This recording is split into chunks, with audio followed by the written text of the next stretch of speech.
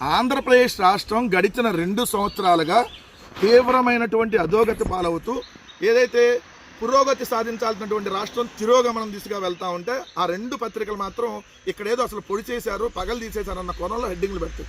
ఇక్కడ చూడండి, చిన్న పరిశ్రమలు చిగురించేలాగా అని చెప్పి హెడ్డింగ్లు పెట్టి 4 దశల్లో 175 పారిశ్రామిక పార్కులు ఏర్పాటు చేస్తారు. నియోజకవర్గానికి ఒకటి సుమారు 1600 కోట్ల మౌలిక సదుపాయాలు కల్పిస్తారు.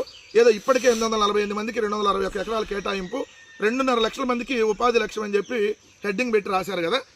అంటే ఏది ఇక్కడ చిన్న పరిశ్రమలు అంటే చిగురించేలా చేస్తున్నారంట చంద్రబాబు నాయుడు గారు.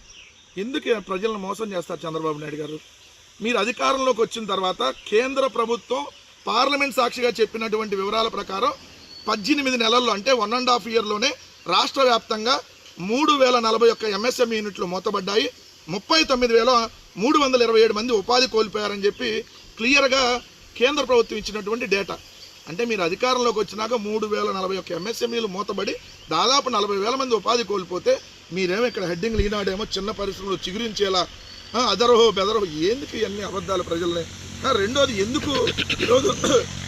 ఎందుకు ఈరోజు ఎంఎస్ఎంఈ యూనిట్లు మూతపడుతున్నాయనేది మనం ఒక్కసారి చూస్తే యూనిట్ ధర, విద్యుత్తుకు సంబంధించినటువంటి యూనిట్ ధర విజయవాడలో ఎంఎస్ఎంఈ యూనిట్లకి ₹13.55 వసూలు చేస్తున్నారు.